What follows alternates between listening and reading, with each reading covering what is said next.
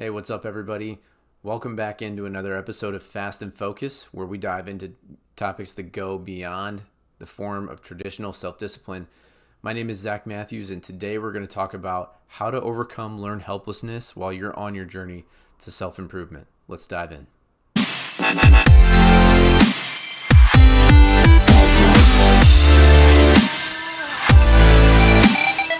All right, so let's dive right into it. What is learned helplessness and how do we overcome it? So before we talk about how we overcome it and some of the things that we found over the years, I want to talk about what it is specifically. So learned helplessness is the literal definition of learned helplessness is a psychological state that makes someone feel powerless to their own circumstances or choices.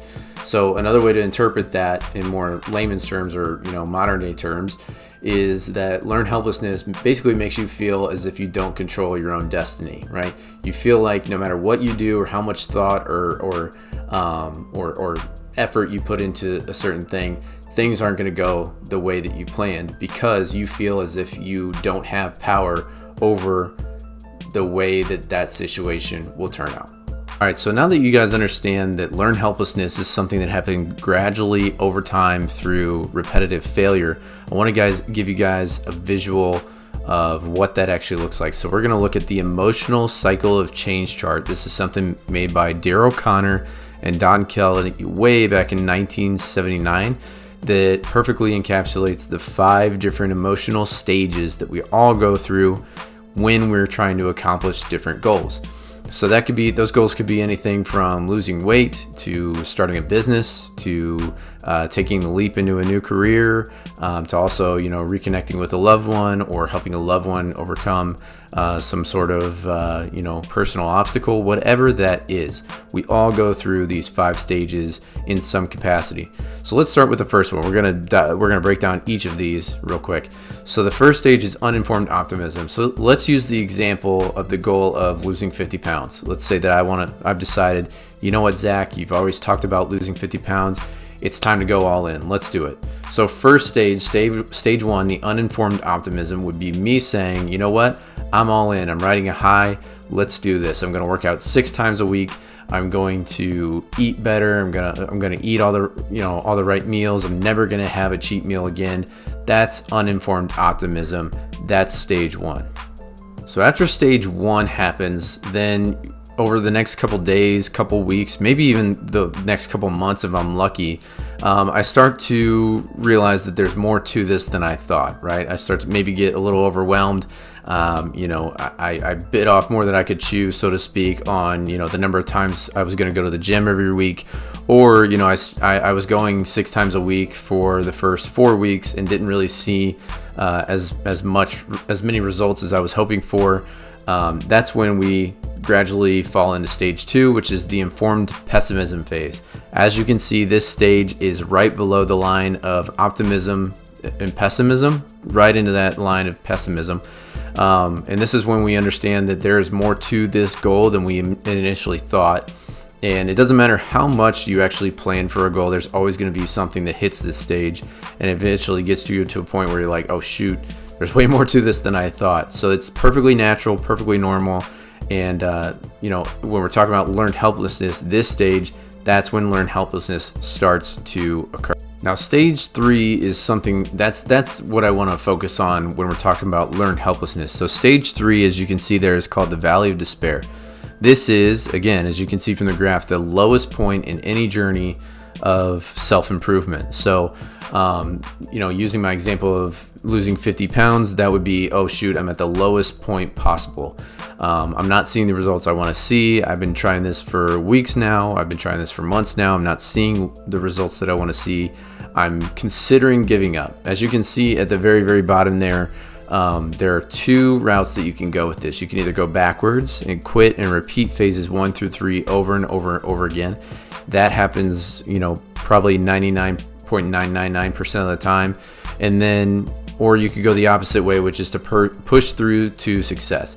Now, those that are trying to overcome learned helplessness, you're going through that valley of despair and deciding probably to quit. That's what learned helplessness does to you. If you don't get a grip on what learned helplessness is and the fact that and start to understand that you actually control more than you think you do, then you're falling into that pattern of stage 1 through 3 and then repeat it all over again. Okay, so that's the danger of learned helplessness, is that when you get to that third stage, which is unavoidable, but it's lower or higher depending on your circumstances, learned helplessness is going to force you to quit. And that's obviously the opposite of what we want. Now, as you can see, if you were just to continue to push with the same energy, effort, and time in the valley of despair, you would eventually things would start to trend upwards for you. You'd eventually get to stage 4, and then stage 5 would see success and fulfillment. Now, for the sake of this video and what we're talking about here, learned helplessness, I want to stay at stage 3. I want to fixate on that. And I'm actually going to keep this up here for the rest of the time so that you have that chart to reference while I talk about it. But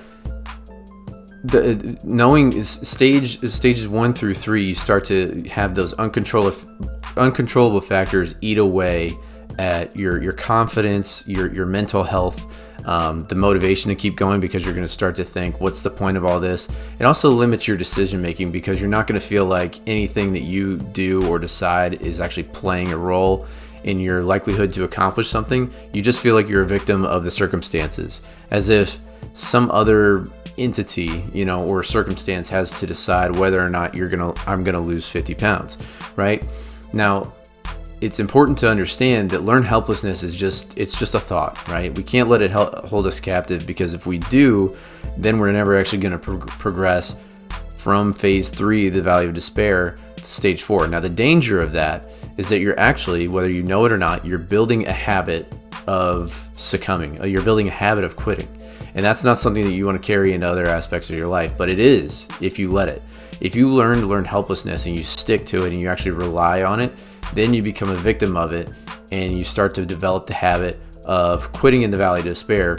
You'll always chase different goals, but no matter what that goal is or what aspect of life it has to do with, you're going to teach yourself that once you get to that valley of despair, you need to quit.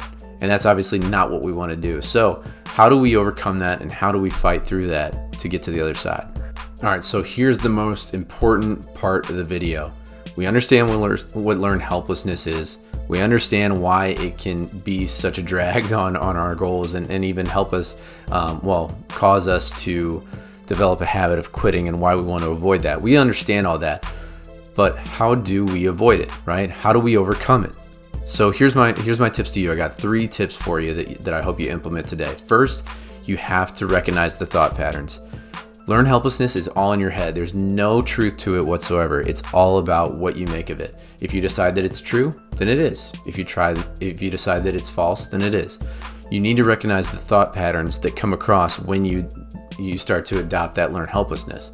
So whether that is identifying those self-defeating thoughts and behaviors, but more importantly, understanding when they happen. Do you start to get those thoughts and those doubts when you're setting goals? Do you get them when maybe you don't have a problem setting goals, but you actually start to develop learned helplessness and start to feel like you want to quit when you don't see the results that you want to see? It's important to understand when learned helplessness happens for you, so that you can overcome it and more likely than not avoid it at all costs. Second, you want to challenge the beliefs, and the best way to do that, ladies and gentlemen, is just by looking at the facts. Just embrace what's happened and ignore all else. So what do I mean by that? I mean just literally taking stock and being grateful for how far you've come.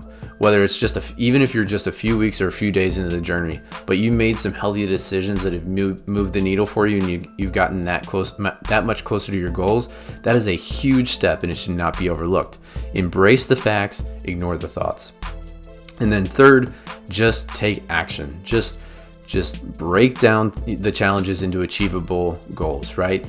If you look at the challenge as this big, gigantic monster that you can't overcome, then that's exactly what it's going to be. And you're going to quit in stage 3, the valley of despair, and you're never actually going to accomplish your goal, right? But if you were to break that down a little more, where you understand that, hey, if I break this down, into 10 steps, and then that becomes, something that I accomplish over time, then that's way more justifiable for you. And then you eventually get to stage 4, which is informed optimism. and then to stage 5, which is success and fulfillment. It's all about what you make of it, and taking action is the most important thing that you can do to make sure that you're going where you want to. The last tip that I have for you guys is to just celebrate your wins. Whether those wins are small or they're huge, it's something that we all have to overcome, right? We all have to get past just looking at the things that we've done wrong or the things that we haven't been able to do. We need to look at what we actually have done. That way we have a growth mindset and not a fixed mindset. A growth mindset, even when failure happens, it allows you to be more curious about why you failed and how you can improve over time, versus a fixed mindset, which would tell you that, hey, I failed and that means I'm going to fail in the future. Always have that growth mindset and always celebrate the small wins. Those are what gets you closer to your ultimate goal. And hey, if you guys like this video, be sure to hit that subscribe button so that you are alerted anytime there's a new episode that drops. But other than that, I hope this was really helpful to you guys. I hope you guys learned from this video, and please, if you have any questions, leave them in the comments below, and I'll talk to you guys next time.